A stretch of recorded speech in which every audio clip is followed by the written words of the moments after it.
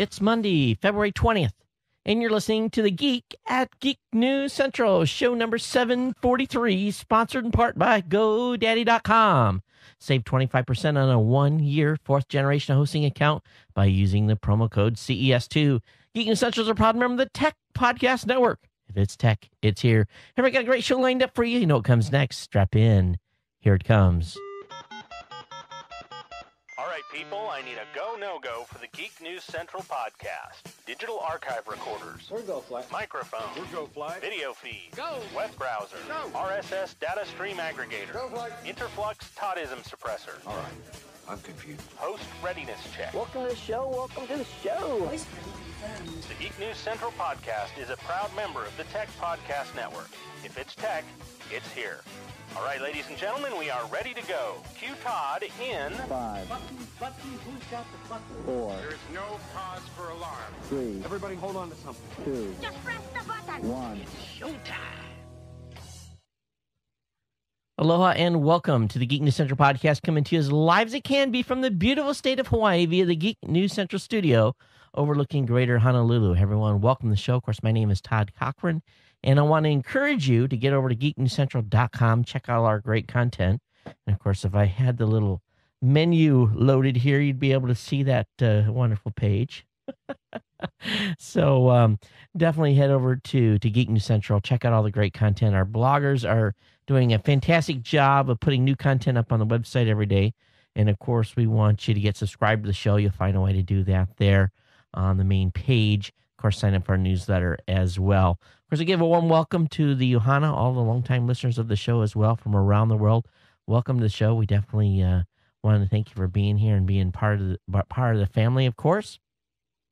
And of course, you can watch the show post-show on the Tech Podcast channel on both the Roku, Boxy, Samsung Smart TV, and Google TV, and of course, along with right on your web browser, coming over to the website itself. Or if you want, while you're on the go via your portable device. And that's what subscribing is all about. Hey, if you want to reach out to me, all you got to do is reach me on Twitter at Geek News. It's real simple. Just follow me on Twitter. Of course, you can email the show at geeknews@gmail.com, geeknews@gmail.com, or call the voicemail hotline at 619-342-7365 and call in your comments. We've got I actually had a couple of calls into the hotline over the last couple of days, so look forward to bringing those comments to you a little later in the show. I'm going to take here just a quick second, though, and I want to thank one of our sponsors for being part of the show, sponsor GoDaddy.com. I tell you, we got a great offer for you on their web hosting solution, and this is a long-term good deal that all of you are going to take advantage of if you want to. So they've got a special offer here where you can save 25% on their even when the product's on sale or when it's normally priced. Anytime you pick up a plan 12 months or longer. In other words, their fourth generation web hosting account. It's really cloud computing without the hassle of having to set up a bunch of instances and knowing a whole bunch of weird code. I actually worked with Jeffrey Powers this past weekend. We did a Tech Podcast roundtable where we actually step people through on how easy it is to buy their own .com, get a web hosting account, set up WordPress, install a PowerPress plugin, to become really a media creator like I am, and really without a big investment, very, very small investment. And one of the products that we demonstrated was the fourth generation hosting and all the cool stuff. We got a full line of features. I think one of the things I like the best about this is, and it's really kind of down and deep in their feature listings, is that they have the ability that every day they scan your site for malware. And with all the stuff that's going on today with hackers trying to hack into sites and really place really nasty stuff there, this is a great way to stay safe and make sure you don't have any malware issues on your blog or on your website, whatever you may be doing, trying to sell stuff or whatever the purpose of the website may be. But I've got some great deals for you at geeknewscentral.com/GoDaddy. We got some February stuff for you, where you're going to be able to get a .co domain. And this, I'm telling you, if you've been thinking about picking up some .co domains, this is the month to do it, because after this, they go way up, and they're really expensive. So CoFeb3, COFEB3, is going to allow you to get a $7.99 .co if you want to combine that with some .coms at the same time, that same code works as well. We also have another hosting plan where you are allowed to get deluxe hosting for the price of economy, and that's HostFeb3, HostFeb3. Again, all these codes, again, are over at geeknewscentral.com/GoDaddy, along with my everyday offers that are non-expiring, Geek 5, Todd 20, Todd, and so forth. So definitely check those out over at GoDaddy.com. Well, I tell you, got a lot going on here from a... it's been I told you guys that last weekend that my wife and I were thinking about doing a little staycation, and after we got looking at the schedule, things were just going to be completely off the chart this weekend. It turned out it was. Matter of fact, I'm a little punchy tonight. Been up since here, what time is it now? It's a little after 8 Honolulu Standard Time, so I've been up well over, at this point, I think 17 hours or something ridiculous like that. My daughter ran in the Great Aloha Run here this morning, an 8.1, 8.2 mile. It's kind of a fun run. She's done it for a couple of years, so we have to take her down to Aloha Stadium at 4:30 in the morning. So that means getting up at 3:30 here, having everybody loaded up to go in the car at 4.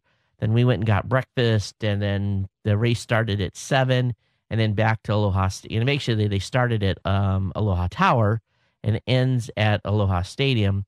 And she ran and came in. She had a pretty good time. She improved her time by about 16 or 17 minutes over last year. So we're pretty excited about that. That'll mean her number will continue to become higher. She's in a 3-digit number now. So the faster you are, from a preceding year, you get a lowered number, whatchamacallit. So a little thing that they wear, I guess. So she was pretty excited about that. And then, so I think by the time we got done there, it was 9 or 9:30 in the morning. And then my wife and I have been shopping around for a certain product here for the house. And we spent about 2 hours in Sears this morning. They had a great, fantastic sale on mattresses. Boring stuff, right? So we finally got one of those purchased, and they're going to have that delivered on Saturday.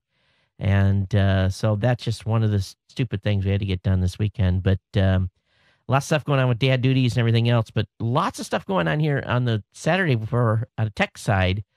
Had a Saturday morning tech show that all of you are going to really want to take time and watch. I had 2 local tech folks on, Derek Gabriel, who I've had for the first time, met him basically when he came on the show, and a longtime friend of mine here in Honolulu. His name is Peter Kay. He's been in the startup space for a number of years, flipped a couple of companies. He's one of the leaders of the local Angel VC board. So he's really heavy in the tech side. And we've been disturbed about what's been going, or the whole tech community has been concerned about all the stuff that's been brought up in the legislature here. And we've talked about that on this show already, about some of the bills that were introduced that basically end up getting shelved, thank goodness. But they, Peter and a number of other folks, started what's called the Hawaii Innovation Alliance. And so far, we've got about 550 people here in Hawaii that have signed up to be members of the Hawaii Innovation Alliance. We're basically going to be staying abreast of what's going on in the ledge. We're going to make sure that as bills get introduced and stuff that affects the tech community, that we're going to stay on top of it. But it goes much deeper than that on the organization's ultimate goals. And so I had Peter on, and he was talking about a lot of stuff that is happening here and nationally. And he decided to go ahead and try to move the Hawaii Innovation Alliance beyond the local scene. And he actually, on Facebook, we launched a page called the National Innovation Alliance. So it's basically what we're trying to do is bring tech people together to try to make them understand that, tech has been a mainstay of our economy.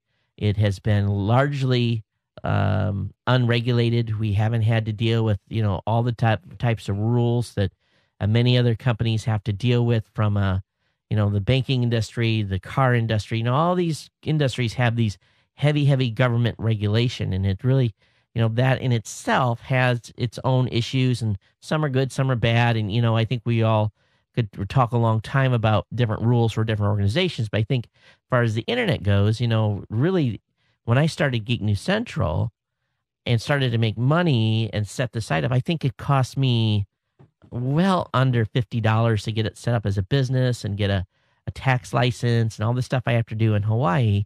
And it's really been painless except for what I have to deal with on paying the state here, workman's comp. Yes, I pay workman's comp to sit in this chair and unemployment taxes and everything else that goes into running a business. It's kind of funny if I follow this chair and I get hurt, I can claim workman's comp. But so anyway, I talked about some of that and then talked about, what's being tried, and then in what's basically trying to be put upon the tech community. And I think it was important. Peter's really alarmist, and he's thinking that at some point we're going to, and I think maybe he's to a certain extent right, where it's death by 1,000 cuts. They're gonna whack a mole at us just a little bit at a time, and we've talked about that a lot on this show. And I think you are an Akamai, a very aware audience, and know what's going on, and we're going to keep you aware. But I think it's time for us to, since the SOPA and PIPA thing have kind of been put on back burner initially, maybe it's a good time for all of us to say, do we go back and kind of rest on our laurels, or do we stay proactive and try to build a bigger national thing where we can actually, put our mouths and our money behind something that is going to help us in the long run. So we'll see how this progresses. And I know one thing, I'm going to be very active here in Hawaii with the local group. I'll be going this coming Saturday to an unconference where we're going to be talking about a lot of this stuff. So we'll have to see whether or not there's going to be a Saturday morning tech show next week.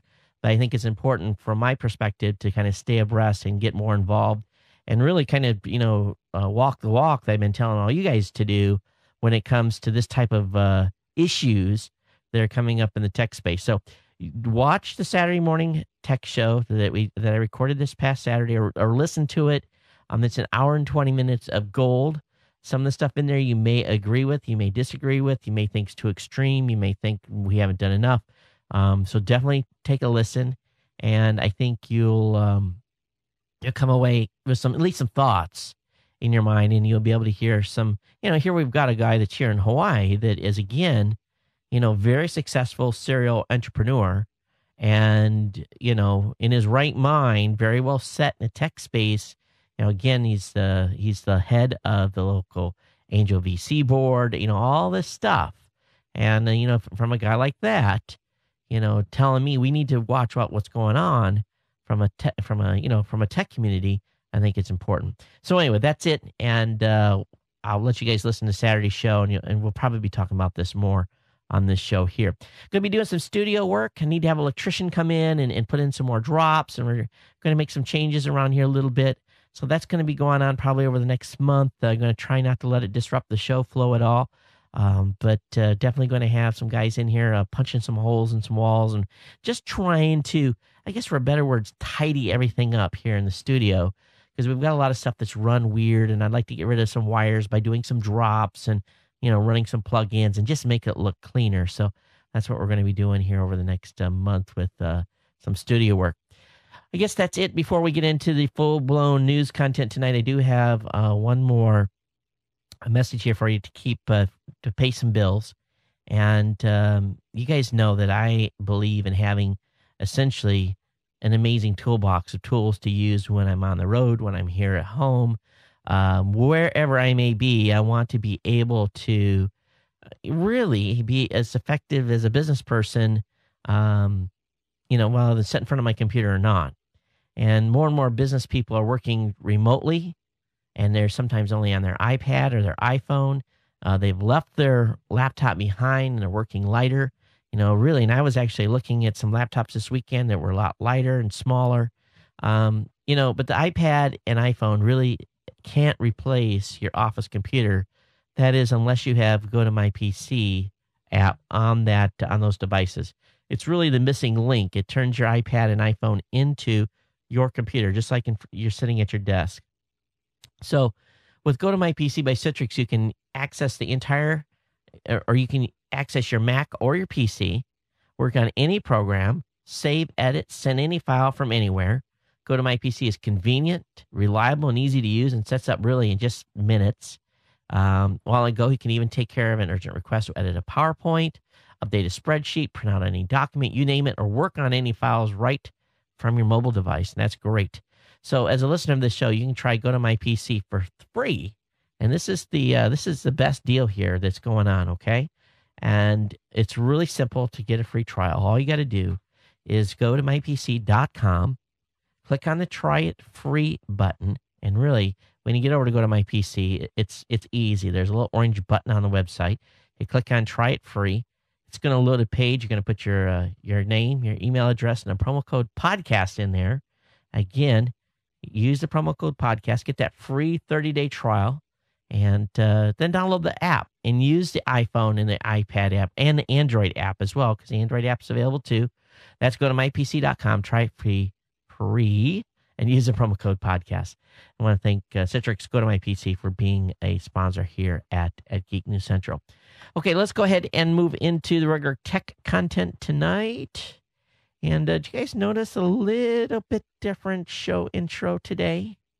And just a little bit different one. And I'm really trying to make minor tweaks to the show and get into tech content a lot sooner and keep my beginning of show comments more related to the tech space. But, many of you that are part of the Ohana here are, you've told me again and again, don't change the show format.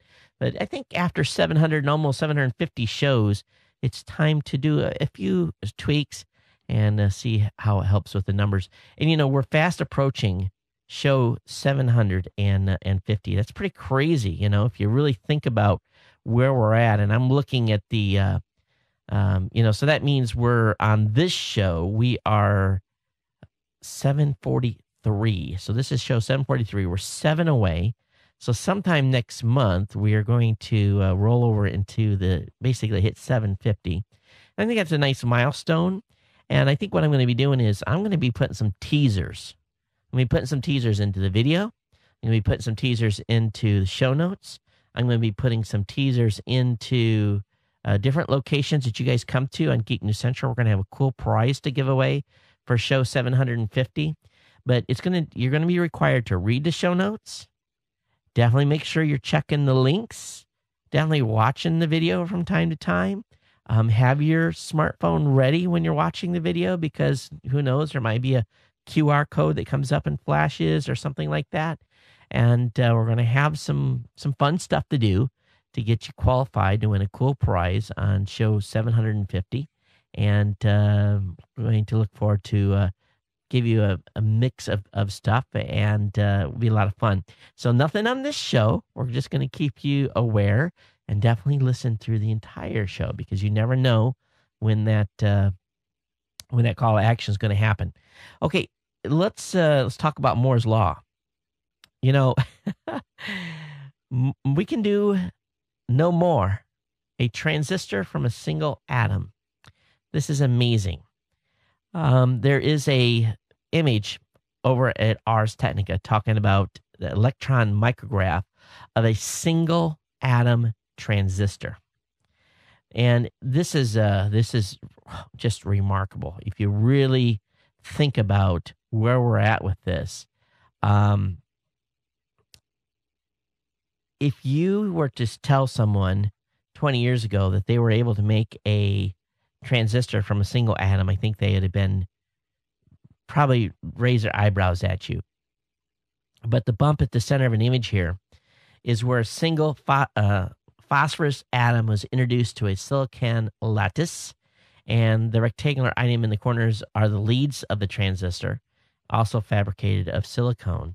Now, this is remarkable. Now, whether or not this is going to be able to be done in high numbers, where they're going to be able to do doping and be able to do manufacturing on this is yet to be seen. But this is quite an accomplishment if you really think about it. But a single atom is the size of this current transistor, and they're going to have to do future experiments, and they're going to have to see how well this works out, but pretty remarkable stuff. And just to think, you think about where transistors have come from and where we're at now. It's amazing. It really, really is. So I have the link up in the show notes for you to check out. Also on the PVR blog, I found a very cool new device. If you are a TV junkie, or if you're creating content that needs you to record a bunch of TV content, there's a new project out of the UK called Promise.tv.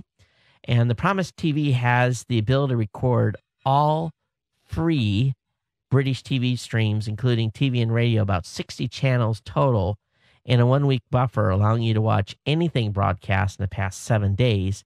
This allows you to record everything. And this is all done in a single small box. So I was looking at the pricing on this. I said, what is this going to cost?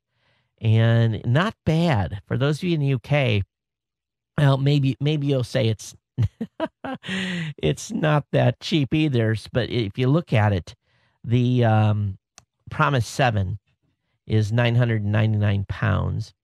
And that is a launch promotion that is being put together by Boing Boing for the readers in the UK. But if you're looking for basically a digital video recorder that records essentially everything that is Freeview available on television there in the UK, this is the thing to check out. Promise.tv is the website, and we'll see if they have a model that they're going to bring to America, because that's just an amazing number of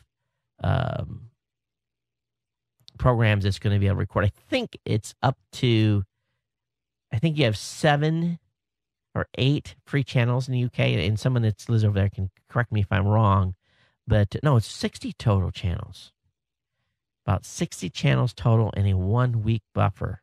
And I don't understand how this does it, but that means it has 60 recording heads. That's pretty remarkable. Anyway, link will be up in the show notes for you to check out.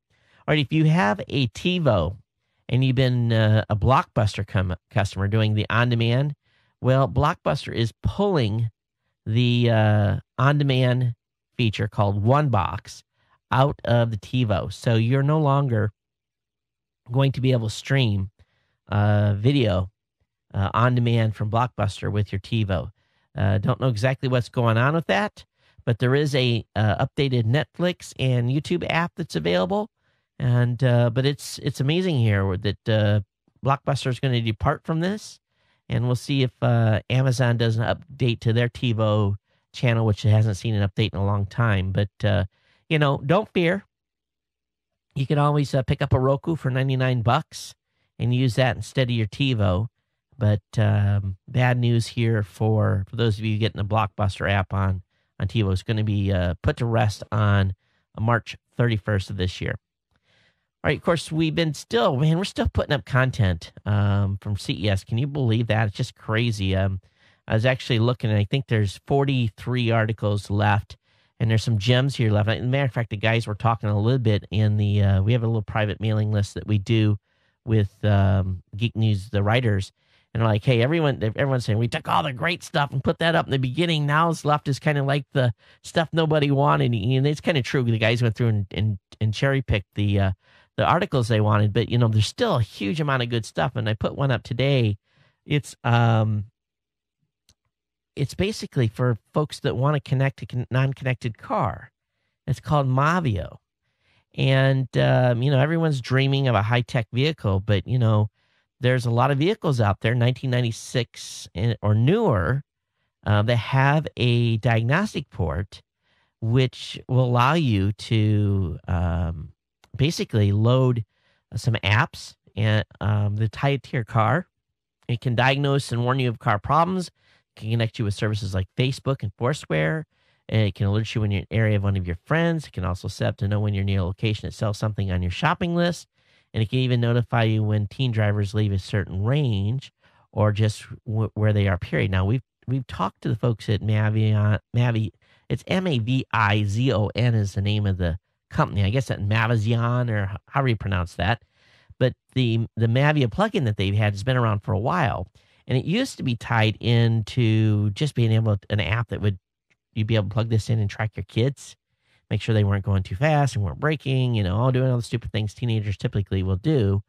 But right now, there's no monthly fee for this. Now, this is in comparison to their prior product where it was.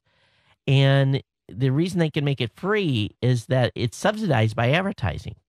And this is currently in beta, and there's no price point yet, but they're saying soon.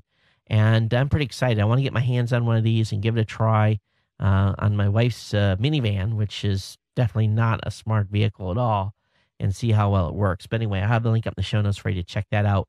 This is another great product and thing that you'll be able to see.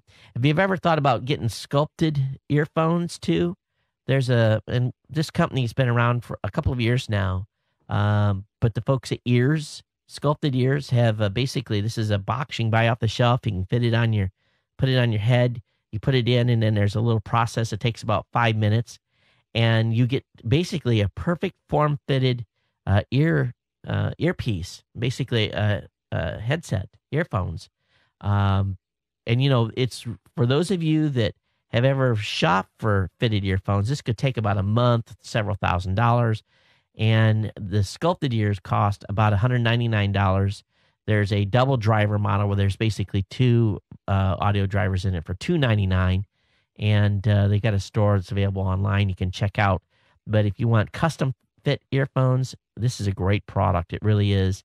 And, right now I'm using, for those of you that are watching, I'm actually using an in-ear earphone from Shure, which are not fitted, and I have had a huge challenge finding in-ear earphones that would work for me, and these just luckily have worked out really well.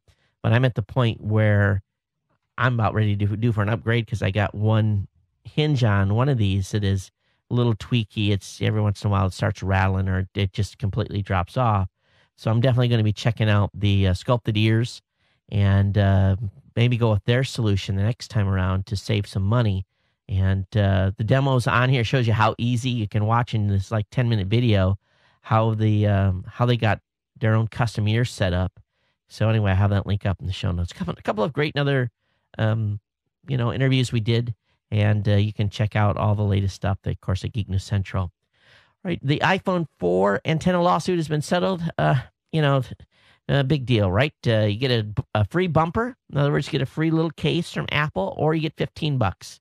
I thought they already settled this, but I guess there was a number of class action lawsuits that were filed back in 2010 when AntennaGate showed up. So anyway, I guess this class action's been settled. And if you suffered from reduced reception, you can again get an iPhone bumper case or $15. And this is identical to the free case that Apple offered before in 2010. So I guess the lawyers, the only people who have made money on this was the lawyers. All right, Pirate Bay has been ruled to infringe copyright. No, don't say it. And could be blocked in the UK in coming weeks. So a high court judge ruled that the torrent site and its users are committing copyright infringement. The case was brought before the court by a coalition of major record labels, including Sony, EMI, Universal. We'll talk about Universal and their own infringement here in a little bit. But they're trying to get the internet service providers to basically block the sites so that the folks in the UK cannot get access to them. I'm sure that's going to be real effective. Don't you think so? All right, Google's tricked Internet Explorer into accepting tracking cookies, Microsoft is claiming. Of course, now there was big news on this on the last show, where basically Google admitted that there was an issue where they were bypassing default privacy settings in Safari in order to serve up tracking cookies. Now, in a blog post titled Google Bypassing User Privacy Settings, Microsoft's Internet Explorer Corporate Vice President, Dean, Hachimovich, states that when the IE team heard that Google had bypassed the user privacy settings on Safari, they asked in a simple question, is Google circumventing the privacy preferences of Internet Explorer? And basically, the answer is yes. Now, here's the kicker. Before we kick Google too hard in the jaw, let's check this out.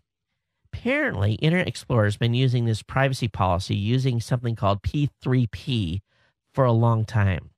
And it turns out that Facebook and many other sites are using an almost identical scheme to override Internet Explorer privacy settings, according to a privacy research at the Lori Faith Cranner at Carnegie Mellon University.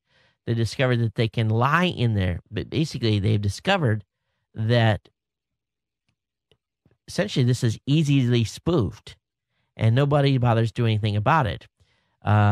Google has also said that Microsoft's reliance on P3P forces outdated practices onto modern websites.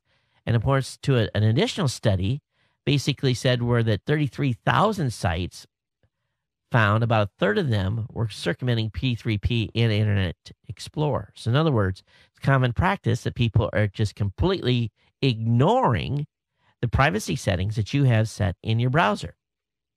So Google's basically, without trying to get their hands too dirty, said that Internet Explorer needs to be updated. Well, at the same time, I think Google's really barked up a wrong tree here, and we'll see what happens with this. But with this protocol known as P3P dating back from 2002, it appears that Microsoft wasn't themselves completely hands clean, in that several of their sites were also basically violating their very own privacy policy. And so many have said it's impractical to comply with Microsoft requests while providing modern web functionality. So I'll have this link up in the show notes. So a lot of finger pointing going on. Google obviously in the middle of the crosshairs here at this point. But they don't care about our privacy. They don't care what they're doing. They want the information. They're going to get it at any cost. We've said this for a long time. If you think you have any privacy on the internet, you're sadly mistaken. As much as you want to have it, they know you better than you know yourself. Let's just be straight up on that. It's just the way it is these days. Is it right? No. But with groups that we're forming, like the National Innovation Alliance, which you can find on Facebook, if I didn't mention that earlier, I think we can start to, over time, make sure that internally we protect ourselves, and at the same time, advocate for consumers. So we'll see how this goes. Anyway, I'll have a link up in the show notes on this. It's being announced that the future versions of Chrome may choose your passwords and change them when you've been hacked. Now, this is interesting. The Chrome development team is working on a system that automatically generates passwords, which would help users secure their online identities with passwords that would be diversified across different sites. Now, that's the biggest mistake a lot of folks do, is they use the same password or a variation of the same password from site to site. And they say that these passwords will be randomized and harder to guess. It was detailed in developer documentation that the system would detect account sign-up pages and add a small UI element to help you with the password field, giving the user the option of letting Chrome manage the password for them. Now, I think that as long as you're using Chrome, that's good. Chrome will synchronize between multiple Chrome browsers, and you can keep your passwords up to date. But if you're using Firefox or you use IE from time to time and you go to a website, you may not get in because you can't remember your password. But there's I really like LastPass. And if you guys haven't checked it out, LastPass.com seems to be a pretty good solution right now. It's one that I'm using, and I really like it. But it's a great way to, if you're using multiple browsers, to be able to stay and keep your passwords kind of squared and secure. So, but the question that I think we all should ask is, how much do we trust Google? And probably about as much as I trust any other company out there, including companies holding, stuff for me as well. But, I think everyone's invading people's privacy, but I don't know. I don't know how I feel about this, but just makes our browsers and our computers bigger targets for sure. Well, over the last couple of days, or I guess last week, of course, Congress decided to extend the payroll tax break and also extend unemployment insurance to millions of folks that are out of work. But the bill that went with that goes a lot further, and it had some riders in it. And what it tries to do is it attempts to a resolution of two of the Federal Communication Commission's stickiest wickets, in that the transfer of spectrum from television broadcasters to the wireless industry, and also a public safety broadband system. So the House version of the law authorizes the FCC to allocate so-called D block of the 700 megahertz band, 758 to 763 megahertz, and 788 to 793 to use as a responder network for police, fire, and medical units. And the legislation gives the commission 9 years to relocate first responder communication systems from their current location at 470 to 512 to the D block broadband zone. The money for this process will eventually come from auctions of spectrum used by TV broadcasters and television bands to mobile ISPs. So they want to free up a bunch of space, and this is part of their way to do it. And of course, the national broadcasters are not happy with this because they've just spent a bunch of money going from analog to digital. But there's only so much bandwidth, and mobile is a crazy hungry animal, and we're essentially out of spectrum. So they got to move some people around, whether we like it or not. And in the meantime, the government's going to probably earn billions of dollars for selling that spectrum. Yes, selling the spectrum. All right, YouTube has added a Google Plus integration to channels.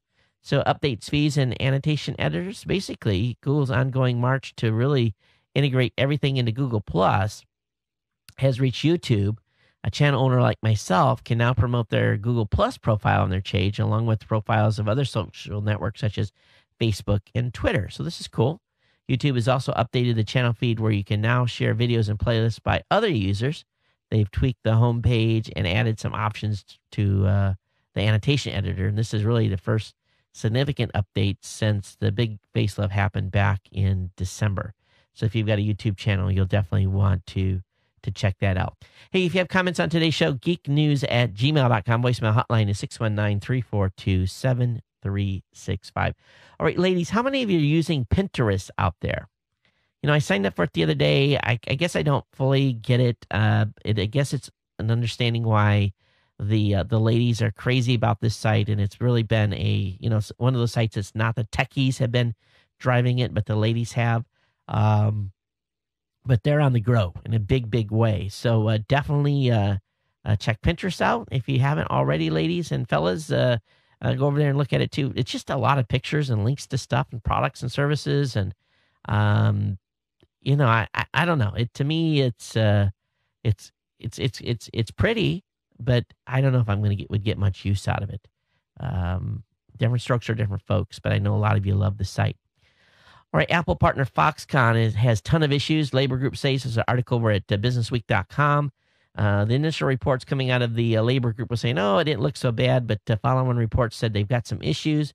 Apparently, Foxconn is cooperating fully with their audit, and they're going to review and act on findings and recommendations. Basically, they're talking to a lot of people, and here's the challenge. China is China, and they are notorious for labor violations and basically working people massive a number of hours and paying them slave wages. It's really, what you would expect out of a third world country. And I'm not calling China completely third world, but they treat everyone third world for sure. But this 30% inspection team is interviewing 35,000 Foxconn employees via meetings with small groups and randomly picked workers. Can you imagine how scared you would be if you were a worker and, this inspection team comes in? And China is one of these places where you just, you don't know who's listening or who's going to share information on what you've said. Are they really going to get people to speak openly about serious issues? Are they going to be able to, when I was in the Navy, we used to have this thing that would happen periodically. So they would have what was called a captain's call. So they would bring in basically the skipper and the command master chief would come in, and you would have the first group would be like the E1 to E4s or E1 to E3, the very junior listed. Then they would start off with the very like junior petty officers, E45. Then they would have the first classes, the E6s, and then they would have the chiefs, and then he would have meetings with the officers. Now, these meetings, these captain's calls, were your place where you could basically stand up and you could say, Skipper, this is screwed up, or I don't like this, or can you check into that? And it was basically this huge open forum. And we'd always cringe because there'd always be one guy that would bring up something that would be stupid, and then you would get a call by the mass chief, and he'd say, hey, you got a guy that's got a problem in your office. How come you didn't know about this? Fix this. So really, it was one of those things that was, you could end up seeing the man because there was someone in your office that was complaining about something, but it was basically his way to find out info about what was going on in the squadron. But many times people wouldn't say nothing. They'd be too scared, because it's essentially like talking to the boss and telling the boss what's really wrong and being a little bit worried about saying something. And I kind of had to laugh when I read this article on Business Week because it really kind of relates to that. Do people really speak openly about very serious issues? And sometimes they do. And sometimes, I knew we'd be in a meeting and someone would say something and they would get like 10 sideways looks like, shut up. What are you saying? Don't say this in this meeting. It would be one of those types of things. And you just wonder in these group settings if these folks are going to be willing to say anything because, what if someone, says, I heard Tim Liu telling the inspectors about something that, it would be it'd be a tough, because they've warned them. They've warned the employees. You say anything wrong about this, and we find out it's wrong. We're gonna, you can almost imagine the conversation that they're having with their employees before this inspection took place. Now, maybe because they're under such the microscope is so focused on them, maybe that's not the case. But I don't know. Basically the boss says, tell their supervisors, you need to go down and you need to tell the troops to keep their mouths shut.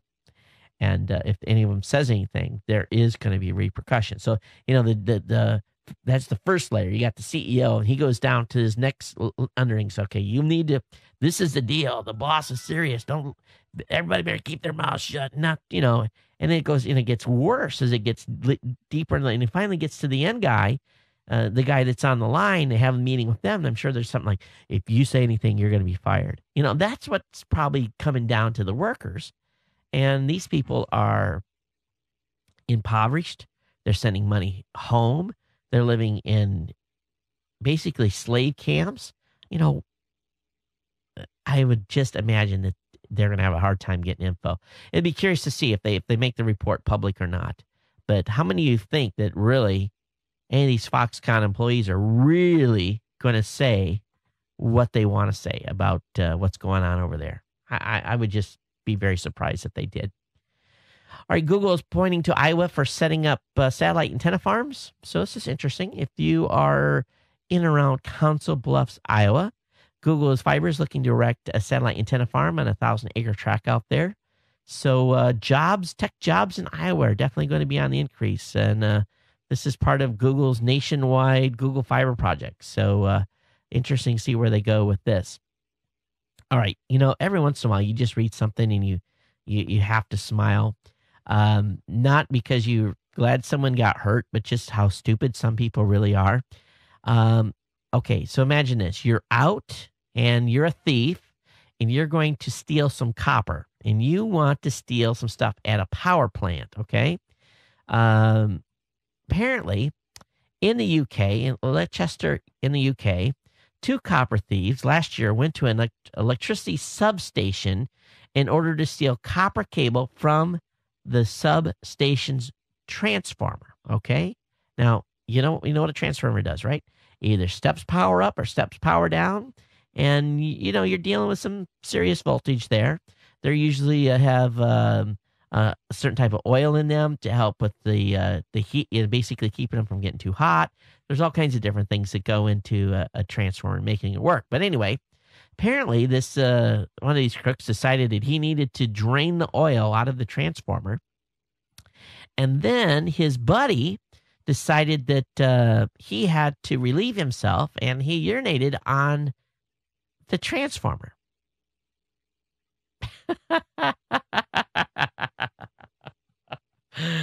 There was a mighty explosion, and about 2,000 homes went without power.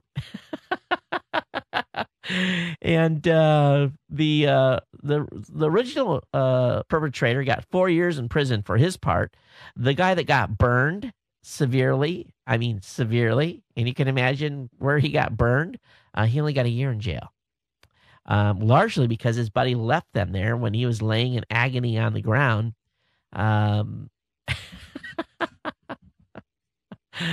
Oh, they'd steal copper here in Hawaii. It's basically you're driving down the road and all the street lights are out, and you're like, well, they tore this section out last. It's gotten so bad that some places are not even replacing it. But peeing on a transformer. Oh my goodness. Very, very funny. All right, it's been 50 years, folks. 50 years since John Glenn became the first American to orbit in space. John Glenn is now 90, and he's got a great write-up on CNET talking about the mission and a subsequent shuttle flight that he went on and the current state of NASA. So I have that link up in the show notes. But these guys were pretty brave back in the day. They, those rockets didn't have a good launch history, and I think he had about a 50% chance whether or not the thing was going to blow up on the way to orbit. But John Glenn shares with the writer here at CNET it's been 50 years. My goodness. Amazing. All right, Windows Home Server 2011, there's an update. Microsoft released the Windows Home Server 2011 Rollup 2 update. It's a maintenance update to fix a variety of issues the server program has, such as bugs that have been reported by Microsoft users. So good news on that. So if you've got Windows Home Server 2011, you got an update for that. State of Nevada has embraced the future of self-driving cars. This is fantastic. This is really cool. Google's been playing around here for a while with self-driving vehicles, and that's a great state if you're passing through it to be able to sleep through. So we'll see how long it takes for us to have self-driving vehicles. Isn't the future exciting? Of course, that's part of here in Hawaii, I can get up in the morning, get in my car, and drive all day and end up my driveway because really there is not much of a road trip here. But I was mentioning to my wife the vehicle that I've had since 2009, and basically 2 years, and because I bought it in late 2009, 2 years, maybe 4 or 5 months, already has 40,000 miles on it. And I'm like, how did we put 40,000 miles on this vehicle here in Hawaii? And I guess it just shows we're on the go a lot. But some of you don't put that many miles on your vehicle in 2+ years. But it kind of makes me cringe because you always like that when those vehicles are lower mileage because that they're under warranty and everything else. Hey, in the past, we've talked about automated writers. Yes, computers that will write articles. Well, Chicago-based Narrative Science is a company that does that. The company's software takes a set of data, sports box scores or financial results, and it turns it into actual news stories. And they're saying that the results aren't obviously Pulitzer Prize-winning material, but it's enough for filler content, which is for many sites very, very important. So what they did is they want to have a deeper level of content, and they want to collect data on information that's coming from the different presidential campaign candidates and so forth. So they did here's a automated write-up. It's one of the first attempts, specifically talking about Newt Gingrich.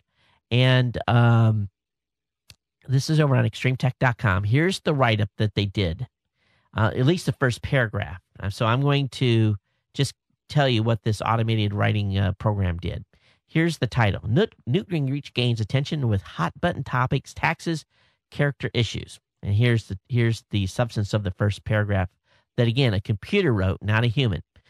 Newt Gingrich received the largest increase in tweets about him today. Twitter activity associated with the candidate has shot up since yesterday, with most users tweeting about taxes and character issues.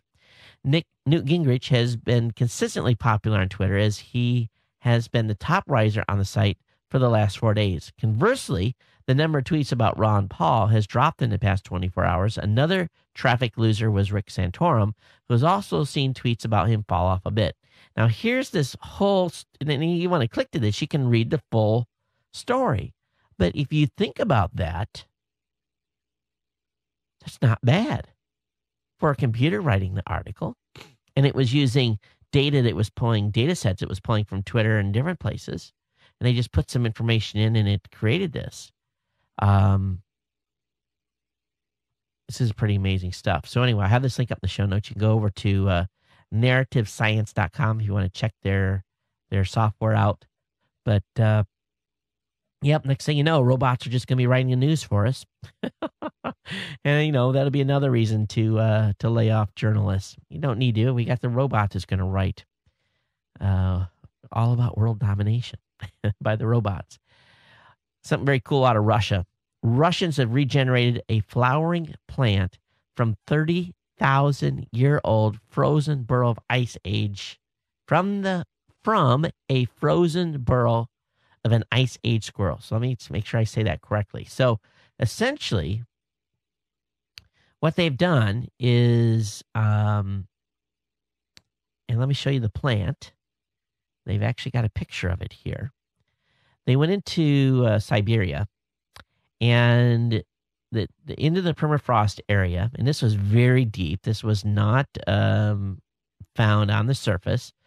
This 30,000-year-old squirrel burrow was located 125 feet below the present surface in layers containing bones of large mammals such as the mammoth, woolly rhinoceros, the bison, horse, and deer. They said that basically what had happened was that this was all encased in ice and never had no water penetration. And they said the sediments were firmly cemented together and often totally filled with ice, making any water infiltration impossible, creating a natural freezing chamber fully isolated from the surface. Said that the squirrels had originally dug the frozen ground to build their burrows, which are about the size of a soccer ball, putting in hay first, then the animal fur for a perfect storage chamber. So he says it was a natural cryobank. So this thing is plants alive, and they know what type of plant it is, and it doesn't look that much different from one that's currently growing in the Siberian during the Siberian summer. But it is currently the oldest plant ever to be regenerated, and it's fertile, producing white flowers and viable seeds. So the next thing they're going to be doing is just like they have portrayed in movies from time to time. We're probably going to have a woolly mammoth on our hands at some point. Of course, it's quite a stretch to go from plants to animals, but maybe not that far. All right, folks are obviously very worried about the increasing cost of gasoline. Matter of fact, I filled up today. $4.27 was the gas price I paid here for mid-range fuel.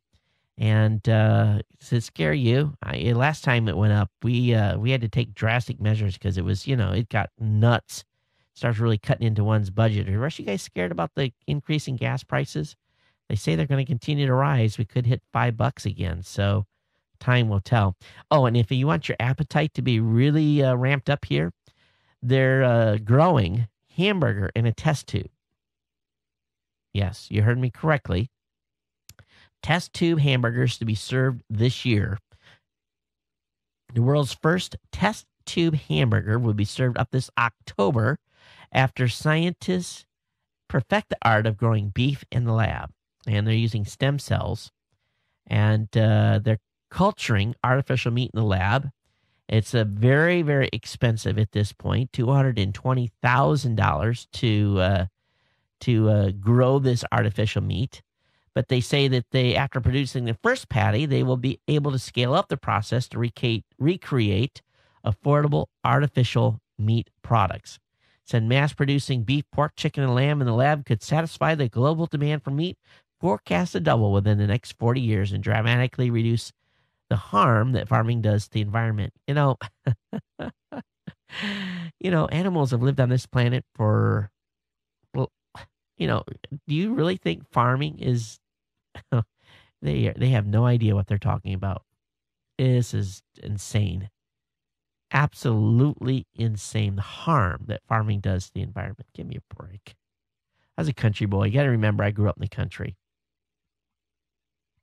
Farming often, and if farmers that are farming correctly, often the land is in better shape after they get done farming each year than it was before they started. You just don't take and take and take and take out of the land. You have to continue to put nutrients back in.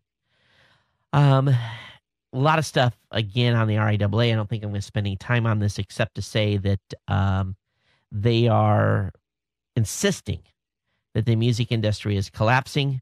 And several studies, which I'm going to have linked up, shows that the RIAA is the one collapsing, but the music industry is still growing. There's a couple of articles linked by Tech Dirt. And, of course, I told you earlier that Universal Music had an album recalled for infringing content. Apparently, it had some audio tracks from Martin Luther King's speech, and apparently no one bothered to clear it with the Martin Luther King. I don't know if it's a trust or whatever, but they basically said, "Hey, you didn't pay us, you didn't ask for permission." The track entitled "Careless World" has been pulled, and so they've been charged with infringing copyright infringement. So it happens to everybody. The NASA CIO, he says, you're a geek if you see the world in 4K pages. You have an iPhone, a BlackBerry, an iPad, a laptop, a PC, and a Mac. I'm close. I don't have a BlackBerry. You know what thrashing is and believe it's inherently evil. That's funny. You know what ASP, HASP, and JES are, but can't remember your kids' names. Well, I know what my kids' names are, and I know what those terms mean. You love geometry and hated the prom. I like the prom and hated geometry. You can't remember phone numbers, but you remember IP addresses. That's true. I do remember IP addresses, and I don't remember many phone numbers. Very, very funny. So anyway, he's got the list of what qualifies you as a geek, at least in the NASA terms. So pretty cool stuff. All right, moving on here. Have you guys been, that Mars Odyssey is continuing to take pictures of Mars, and I haven't really paid attention to it. And every once in a while, something is brought to the forefront that shows a cool image.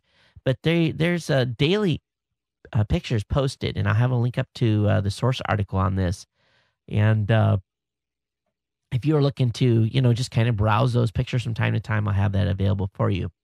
All right, Mac users, VLC 2.0 is available, and a new major version has been released of the popular media player. So this is big news here, and it's completely reworked for the Mac and web interfaces, and improvements in other interfaces make the VLC easier to use than ever. Makes it easier to use than ever. So VLC has been released to 2.0, and this came from what is this guy's name? I forget his name. Anyways, at weblogs.mozillazine.org. Asa Dulcers, who's the one that posted this up. Apple is basically getting ready to put in a solar system that will be the biggest in the United States.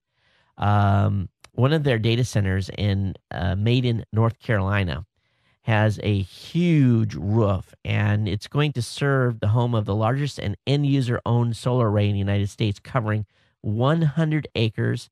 It's going to produce 42 million kilowatts of power each year.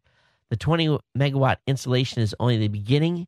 They're going to add a 5-megawatt fuel cell facility will soon be going up as well. So Apple is big into green, and waiting to see the details on this. Now, sadly, the source article on this is a PDF, so I'll have the source website. If you want to read what they're doing on the green side and what their plans are, I'll have the link. You'll find that link on the webpage itself to load the PDF. If you've got a Sony Google TV, They've rooted it, so now you can get root access. It's called GTV Hacker. This tool basically allows you to do root on a Google TV, and you can load up its own loader. And this is pretty cool because what they've done with this is they've updated the kernel to include a modified Flash plugin that will let users stream all the Hulu and other network TV content that has otherwise been denied. And the Google TV, also there's been some tweaks to NTFS formatted drives. It disables automatic updates. So if you've got a Sony Google TV and you haven't been using it a while, this may be an opportunity for you to go out and play around with it. Have you heard about this DNA and a USB stick? Well, a $900 USB device is about to go on sale. And basically, scientists can use this to sequence viruses and what else did they say here? Viruses and bacteria. So a pretty cool little product for scientists in the field. Not going to be able to sequence your entire DNA of the human body, but this nano project is called MinION, and it's about only $900, and scientists are just absolutely went crazy over this thing. How many of you on the iPad have downloaded and used Temple Run? I will admit I loaded Temple Run. Apparently, Temple Run is not available for the Android, and the developer's not quite ready for it yet. But this is it's a very addicting game, and I was messing with it the other day for a little while, and it's one of those things where you're not careful, you can burn an hour or two. Have you ever tried to get a refund in the Apple Store? Well, there is a way to get a refund. It's not easy, but it is possible. And I'll have that link up in the show notes for you to check it out. But the official refund policy is that all sales are final, but there is a way to get a refund if you find something buggy. And I'll have the link up on that.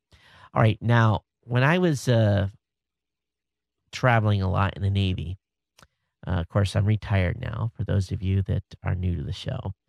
One thing is you would always end up in a room where sometimes you had to, you would bunk with 2 or 3 other people. You'd all have your own beds, but you'd be in a barracks room or you'd be in a tent, or depending on where it was. And we went to great lengths to basically have privacy curtains, and basically you just have your own little world. You wouldn't have to, so basically it's one of those situations where, you try to make the best and have as much privacy as possible. But this is a cool product, and wait till you see this. Anyone that's got a kid going to college, now some fathers probably won't want their daughters to have one of these. It's called it's a privacy pop-up, and this is awesome. It attaches to the bed, and basically it's a tent that goes around your bed. And, if you want some privacy, you can have it. And it's $99. It's portable. It fits on twin and twin XL beds. It's easy to carry around when not deployed, and I don't know why you would do that. But I think this is awesome. And this, obviously it's only made of nylon. So if someone's, how should I say it? It's not soundproof. But at least you can have a little privacy. Anyway, I'll have that link up in the show notes for you to check out. Okay, last couple of here. Land is always an issue here in Hawaii. We never have enough space for anything. But I found a new car dock that is absolutely perfect. It's basically you park your car and it's on an elevator, and it drops your car down into a recessed pit. And, of course, one that's waterproof and everything else, but you regain land space. This thing is awesome. Now, it's very expensive, $61,000, so it's not something that obviously you're going to run out and buy. But if you have too much money on your hands and you want to make some more room, this thing is really cool. It really, really is. And allow you to park 2 cars on it if you need as well. But you've seen these in parking garages and so forth. But this is the first time I've ever seen one for a home. All right, last article tonight, and you guys are going to laugh. How many of you are like to sing a little karaoke, right?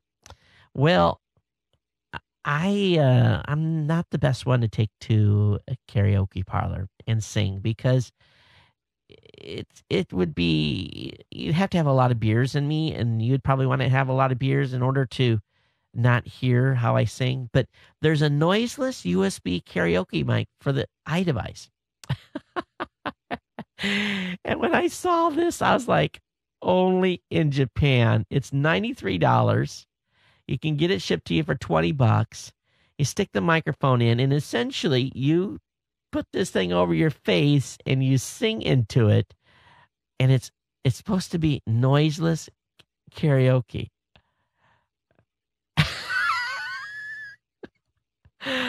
I saw this. I'm like, only the Japanese would think up this. I showed it to my wife, and she's just like, "Who's going to buy that? Who's going to buy that?" She just shook her head. Anyway, that's it for content tonight. I do have an audio. Got someone called into the hotline, and of course, you can contact the show real easily by reaching out to me on Twitter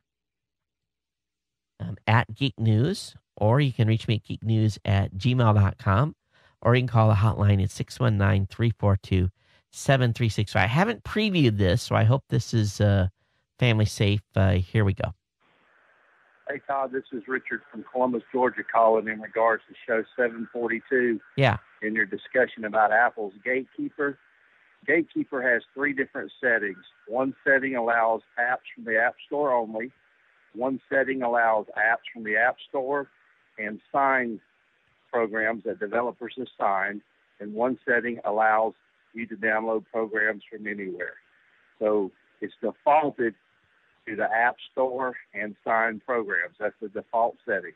So if you want to download programs from anywhere else, all you have to do is change it to the 3rd setting that allows programs from anywhere. Nobody's locking anybody in on anything. They're trying to make it a little bit safer, and they've set the default setting to App Store and signed programs only. But you can easily change that and download any programs you want from anywhere else. Thanks. Hey, thanks for the call on that. But I think the thing that everyone's concerned about... Hey, Todd, this is Richard from Columbus, Georgia, calling in regards to show 740. Okay, if I don't have that on loop. I think the thing that everyone's concerned about is your average Mac user going to react to a warning from Apple that this may not be... The warning that pops up is what was ridiculous. There was this big warning box that popped up. It was actually telling people to delete the program from their computer. That's the thing that everyone was kind of upset about, because all of a sudden Apple's telling you this program is not safe. It came from online. I think that's the bigger concern, was the messaging and the pop-up. And sure, you've got multiple settings, but how many average Mac users are going to know that they need to change that setting? Up to this point, Macs have been, largely plug and play. You haven't had to go in and make security setting changes. So I think that's what worries people. I don't know. Maybe I'm off track on this one. But developers are definitely worried about how this is going to impact them making sales and selling software. And again, it's one of those silo events that Apple's trying to do, that in my opinion. But we'll see how the final implementation of this is.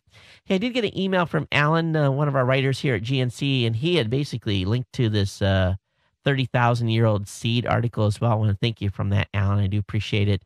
Got an email here from Trucker Tom, and Tom basically says here, hey, Todd, internet kill switch, FBI could shut off internet for thousands on March 8th to eradicate virus. We've talked about this before. This was an article over on the Blaze. And apparently what happened was here is that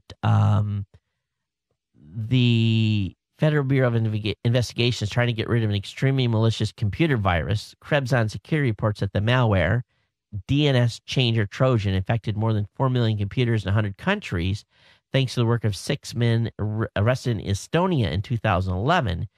The FBI had seized the site. They've been running the DNS server up to this point. So 500,000 computers were reportedly infected, with a security firm finding at least one infection in half of the Fortune 500 companies. So there's some work in removing this malware, but it appears that the FBI is getting ready to shut down that DNS server on March 8th, and people could just find their machines couldn't get on the net. So we'll see what happens with this. But up to this point, the FBI has been nice in keeping those sites up and running, Tom. So we'll see how big the impact is. Hopefully everyone's gotten cleaned up, and you would think that they would have somehow made those owners aware of what the issue was.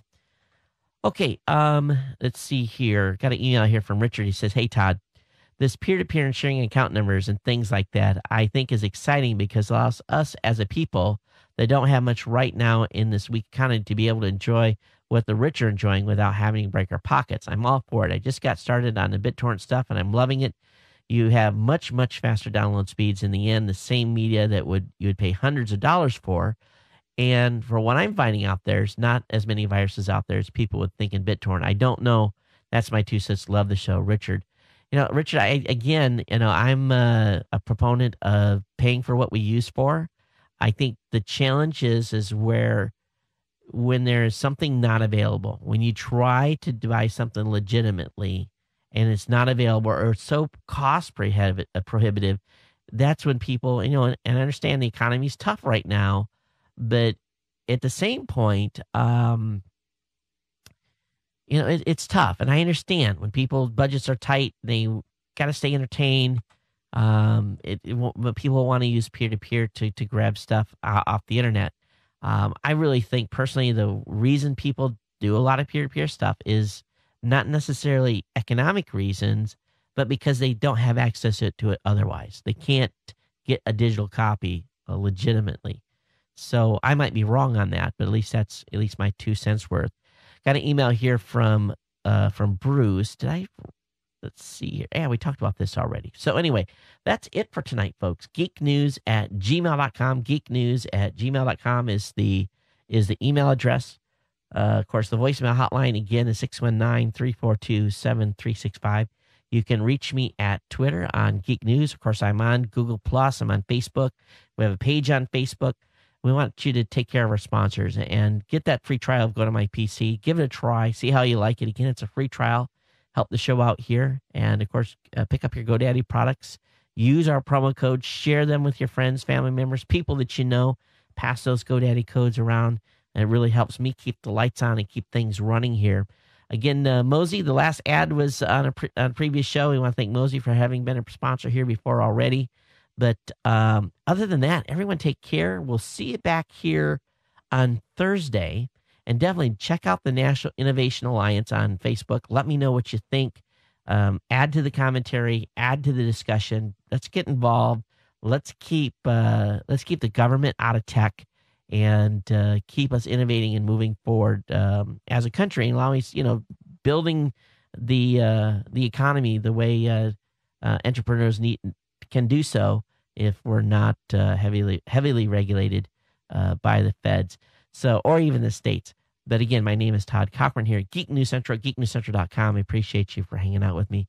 We'll see you again on Thursday night for the live show, Friday for the release of the podcast. Everyone take care. We see you next time, and aloha.